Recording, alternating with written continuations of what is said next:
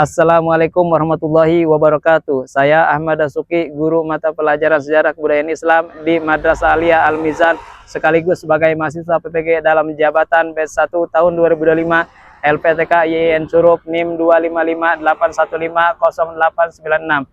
Pada hari ini Senin 19 Mei tahun 2025, saya akan melakukan praktek pembelajaran untuk uji kinerja PPG dalam jabatan batch 1 tahun 2025. Mohon doa dan bimbingannya. Wassalamualaikum warahmatullahi wabarakatuh. Assalamualaikum warahmatullahi wabarakatuh. Waalaikumsalam warahmatullahi wabarakatuh. Apa kabar anak-anak? Alhamdulillah, luar biasa. Allahu Akbar. Baik. Masih semangat? Masih. Untuk menyatukan semangat kita, mari kita tepuk semangat terlebih dahulu. Ya, tepuk semangat. Semangat.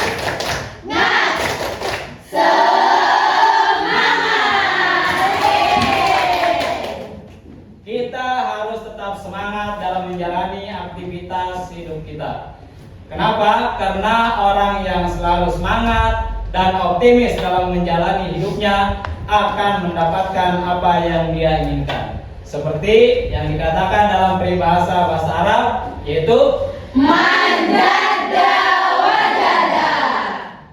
baiklah, sebelum kita mulai pelajaran, marilah kita berdoa terlebih dahulu yang akan dipimpin oleh ketua kelas.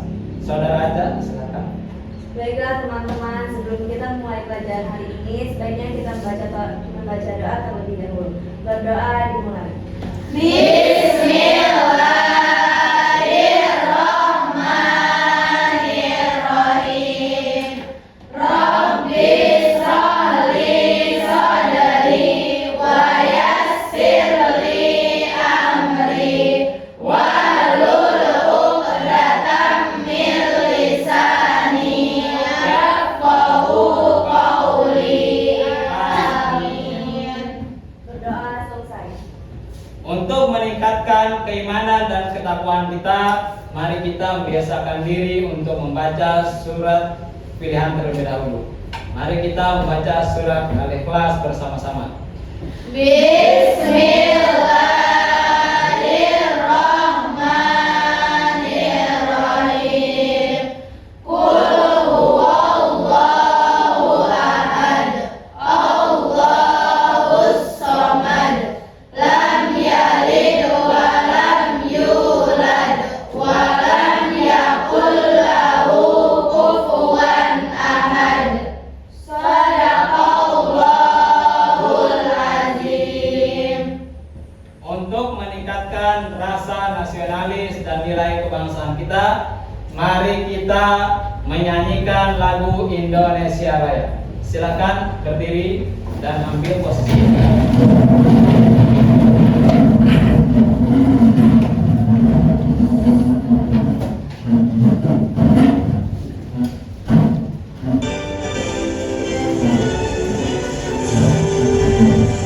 Indonesia tanah airku, tanah tumpah darahku. Di sanalah aku berdiri, jadi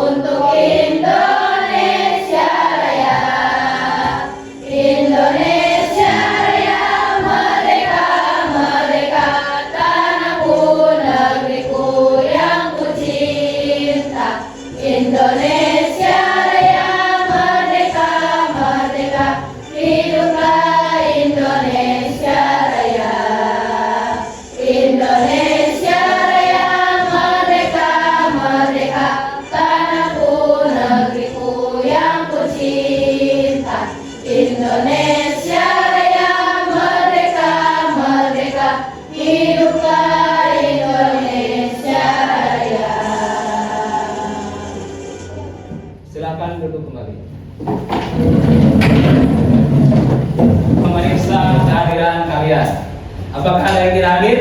Tidak ada. Hadir semua? Hadir. Selanjutnya Ustaz ingin memeriksa kerapihan kalian. Dirapikan pakaiannya dan tempat duduknya. Silakan dirapikan.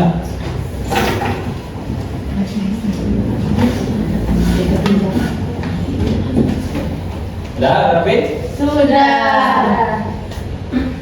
Baik, silakan duduk dengan nyaman agar kita menikmati proses belajar hari ini. Sebelum masuk ke judul baru, Ustadz ingin bertanya tentang judul terakhir yang kita pelajari.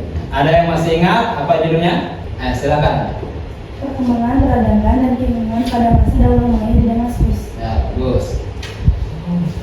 Selanjutnya ada yang bisa menjelaskan apa itu Daulah Umayyah? Silakan. Kehalifan pertama setelah masa Khalifah Rasyidin yang memerintah dari tahun 661 hingga 750 Masehi di Jazirah Arab. Bagus.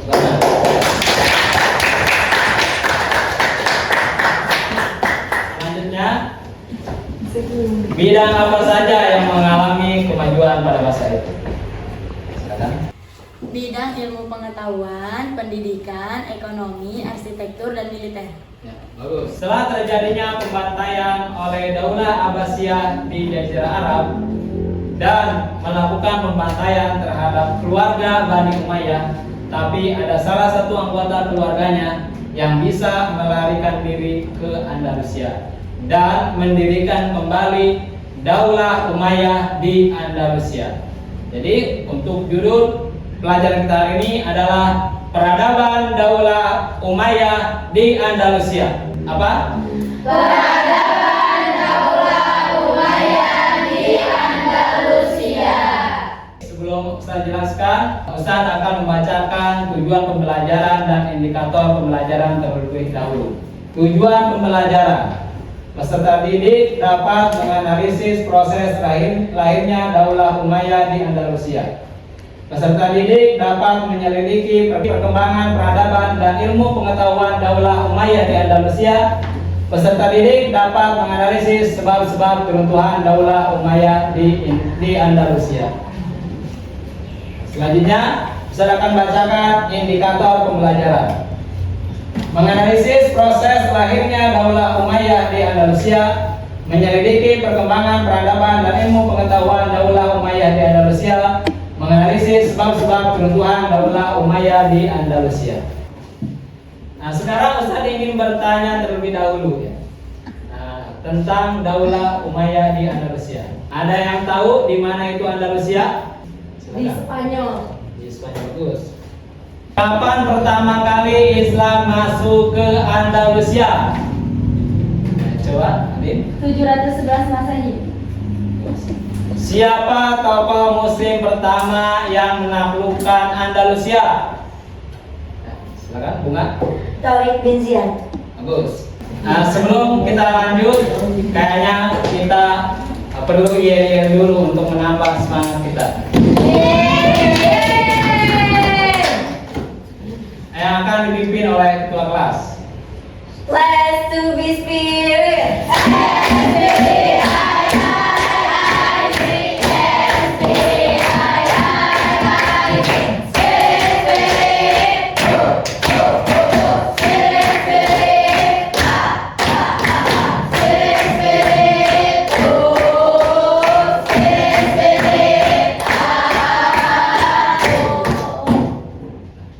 Ustaz akan menayangkan sebuah video. Silakan siapkan alat tulisnya untuk mencatat hal-hal penting. Ya, silakan.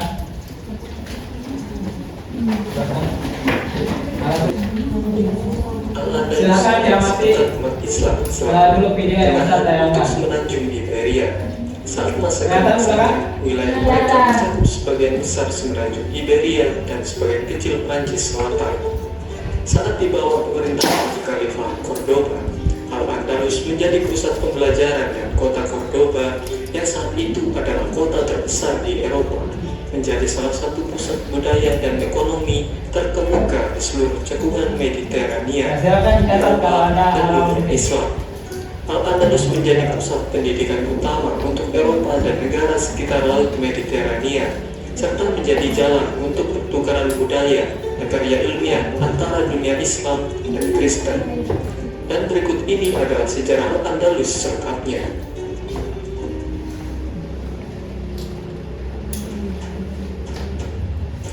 Saat masa kekhalifahan Umayyah dipimpin oleh Al-Walid I di tahun 711, seorang komandan yang bernama Tariq ibn Ziyad memimpin pasukan kecil yang terdiri dari orang-orang yang baru saja masuk Islam. Mereka mendarat di semenanjung Iberia, kemudian berkemah di kaki gunung yang selanjutnya dinamai menurut namanya, Jabal Tariq atau Gibraltar. Pasukan Tariq berisi sekitar 7.000 penunggang kuda orang Berber, sedangkan penguasa wilayah itu Raja Roderick mengumpulkan pasukan yang berjumlah 100.000. Namun sebagian besar pasukan tersebut tidak terlalu loyal pada Raja Roderick. Singkat cerita, Tariq akhirnya bisa memenangkan pertempuran yang menentukan ketika Roderick dikalahkan dan dibunuh pada tanggal 19 Juli di pertempuran Guadalete. Kemudian Tariq membagi pasukannya menjadi 4 divisi yang kemudian menaklukkan Cordoba di bawah komando Muqid al-Rumi. Begitu pula dengan Granada dan kota-kota lain. Sementara itu, Tariq tetap menjadi kepala divisi yang menaklukkan Toledo. Setelah itu, pasukan tersebut terus bergerak ke utara sampai ke Guadalajara dan Astorga, dan akhirnya sebagian besar semenanjung Iberia menjadi salah satu provinsi kekhalifahan Umayyah yang disebut Al-Andalus. Namun pada tahun-tahun setelah penaklukan, hubungan antara orang Arab dan Berber di Al-Andalus menjadi tegar karena terdapat perbedaan kasta di antara kedua etnis tersebut. Suatu ketika populasi etnis Berber jauh melebihi jumlah orang Arab di provinsi baru itu, dan kebanyakan orang Berber telah turut serta pada sebagian besar pertempuran, dan mereka juga diberi tugas yang lebih keras, misalnya menertibkan daerah-daerah yang bermasalah. Sampai pada tahun 729 Masehi, komandan Berber yang bernama Munmus telah memberontak dan berhasil membentuk negara sendiri di Cerdanya untuk sementara waktu.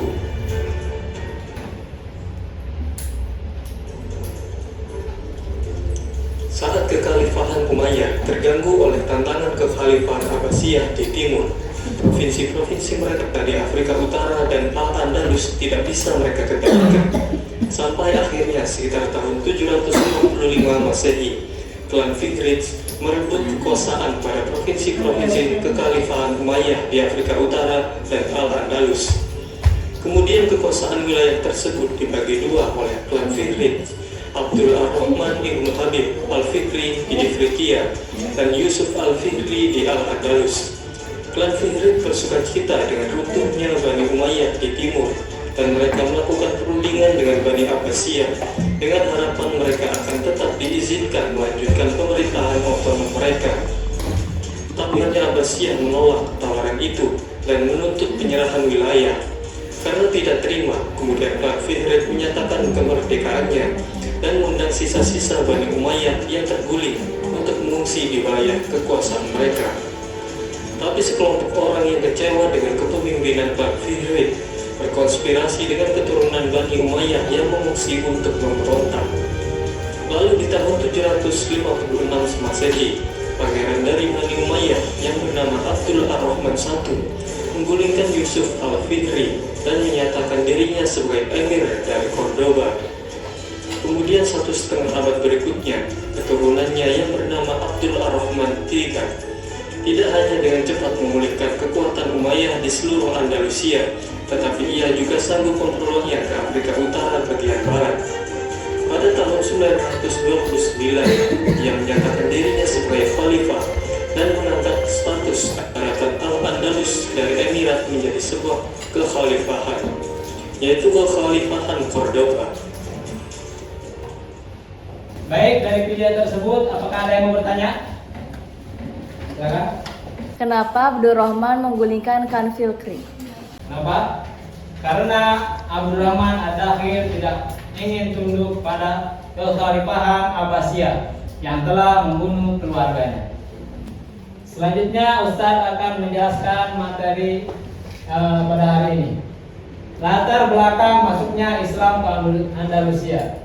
Islam masuk ke Andalusia pada tahun 711 Masehi oleh Tariq bin Ziyad, didukung oleh kondisi politik kerajaan Visigot yang lemah.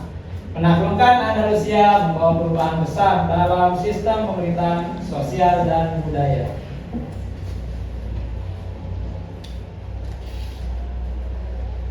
Perkembangan peradaban Islam. Ilmu pengetahuan berkembang dengan pesat. Pusat penerjemahan di Cordoba yaitu pusat penerjemahan ilmu-ilmu pada masa itu. Perkembangan arsitektur yaitu contohnya seperti Masjid Cordoba, kegiatan ekonomi dan perdagangan juga mengalami kemajuan. Tokoh-tokoh penting pada masa itu. Pertama, Tariq bin Ziyad yaitu sebagai penakluk Andalusia, Abdurrahman Ad-Dakhil sebagai pendiri Daulah Umayyah di Andalusia, Al-Hakam II pelindung ilmu pengetahuan dan seni, Ibnu Rushd filsuf dan dokter terkenal. Peninggalan dan warisan peradaban. Masjid Cordoba, Istana Alhambra, pengaruh terhadap Renaissance Eropa yaitu zaman pembaharuan, sistem irigasi dan pertanian modern. Kesimpulannya, peradaban Islam di Indonesia adalah bukti kejayaan umat Islam dalam ilmu pengetahuan, budaya, dan toleransi. Mari kita teladani semangat belajar dan kontribusi bagi kemajuan peradaban dunia. Ya, jadi ketika kita punya keinginan untuk mendirikan sesuatu, kita harus mempersiapkan kekuatan kita, baik kekuatan mental, spiritual, dan hal-hal yang lainnya.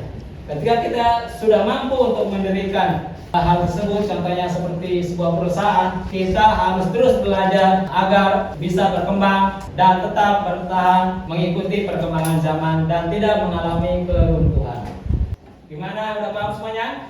Sudah. Ada tanyakan? Tidak. Selanjutnya Ustaz akan membagi kelompok menjadi 4 kelompok. Oke? Untuk kelompoknya seperti ini aja ya.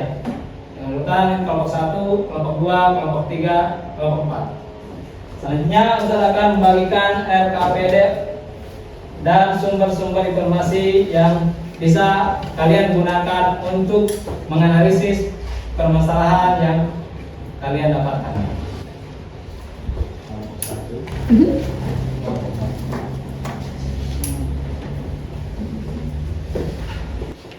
Nah, sebelum mengerjakan, Ustaz akan menjelaskan dulu tata cara mengisi RKPD. Nah, di masing-masing kelompok terdapat sebuah permasalahan atau pertanyaan. Silakan dianalisis dan dicarikan informasinya melalui sumber-sumber informasi yang telah Ustaz berikan sebagai referensi. Setelah itu didiskusikan dan ditulis jawabannya di kertas RKPD. Paham? Nah, silakan didiskusikan dan dianalisis permasalahannya dan dituliskan jawabannya di kertas RKPD.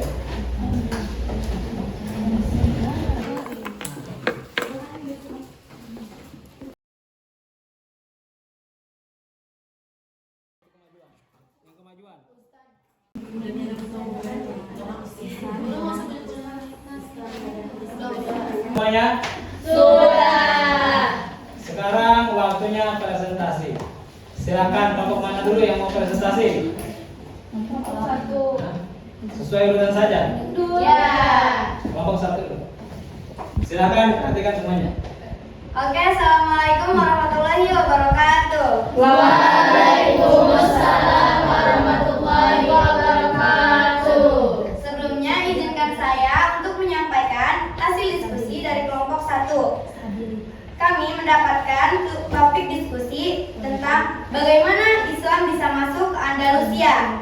Nah, hasil diskusi yang kita dapatkan adalah masuknya Islam ke Andalusia dimulai melalui penaklukan militer oleh Tariq bin Ziyad pada tahun 711 Masehi. Kemudian berkembang menjadi peradaban Islam yang besar di Eropa Barat dengan kontribusi besar dalam ilmu pengetahuan dan budaya, serta menjadi model toleransi beragama untuk waktu yang lama.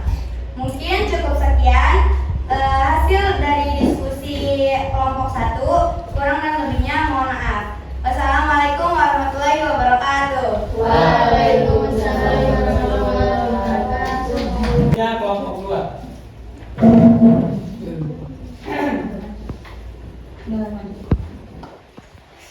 Baik, assalamualaikum warahmatullahi wabarakatuh.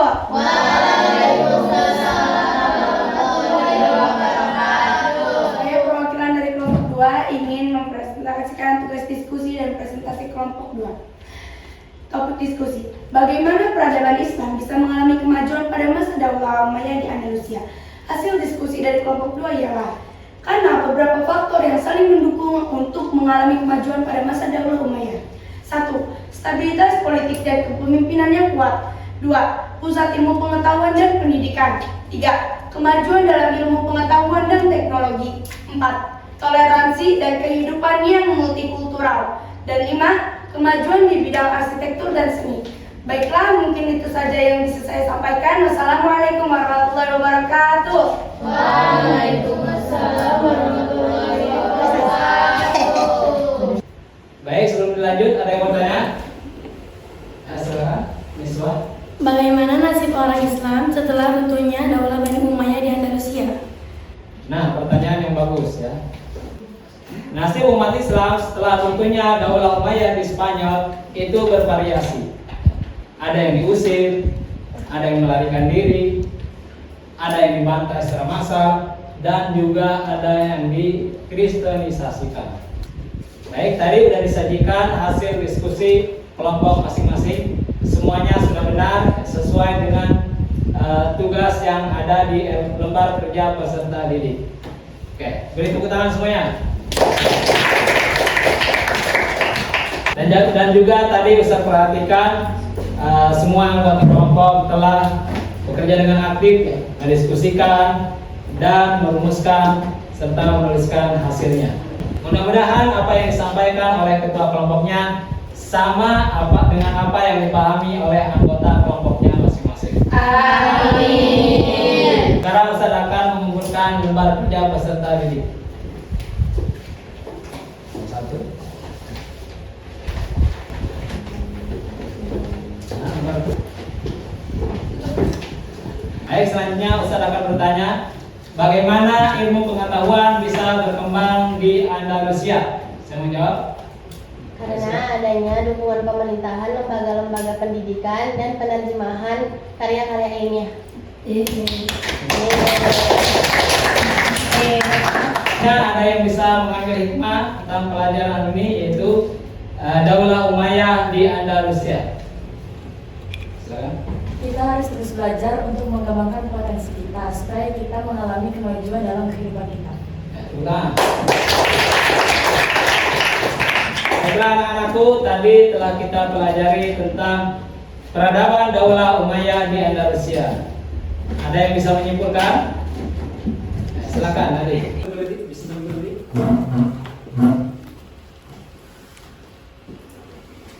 Setelah berhasil berdiri di Andalusia, Daulah Umayyah mengalami perkembangan dan kemajuan yang signifikan dalam bidang keilmuan, pendidikan, seni, dan arsitektur. Namun pada akhirnya mengalami kemunduran dan keruntuhan juga yang disebabkan oleh faktor internal seperti perebutan kekuasaan, pemimpin yang tidak kompeten, dan kemerosotan ekonomi sosial. Juga yang faktor eksternal seperti konflik dengan Kristen, pemberontakan, dan ancaman dari luar. Tepuk tangan. Baik, untuk pertemuan yang akan datang, kalian akan menghadapi asesmen semester 2. Saya berharap kalian mempersiapkan diri dengan baik, membaca buku, banyak menganalisis, mencari informasi dari sumber-sumber lain, agar kalian mendapatkan hasil asesmen yang maksimal. Lalu selanjutnya kita akan melakukan refleksi. Apakah kalian sudah memahami materi peradaban Daulah Umayyah di Andalusia? Sudah. Hal apa yang paling menarik dari pelajaran peradaban Daulah Umayyah di Andalusia? Perjuangan Abdurrahman Ad-Dakhil dalam mendirikan Daulah Umayyah di Andalusia. Apakah kalian merasa lebih bangga setelah mengetahui perkembangan dan kemajuan Islam pada masa Daulah Bani Umayyah di Andalusia? Iya. Baik anak-anak, setelah pulang sekolah tidak boleh ada yang pergi kemana-mana. langsung pergi ke asrama dan siap-siap untuk sholat duhur berjamaah. Iya. Baiklah, kita tutup pelajaran kita hari ini dengan membaca doa yang akan dipimpin oleh ketua kelas. Baiklah, kita tutup pembelajaran hari ini dengan baca kafaratul majlis. Subhanallahumma wa bihamdika asyhadu an la ilaha illa anta astaghfiruka wa atubu ilaik. Baik, semoga apa yang kita pelajari hari ini bermanfaat untuk kita semuanya. Amin. Baik, kita cukupkan pelajaran hari ini dan kita tutup dengan membaca ayat Alhamdulillah. Alhamdulillahirabbil alamin. Assalamualaikum warahmatullahi wabarakatuh.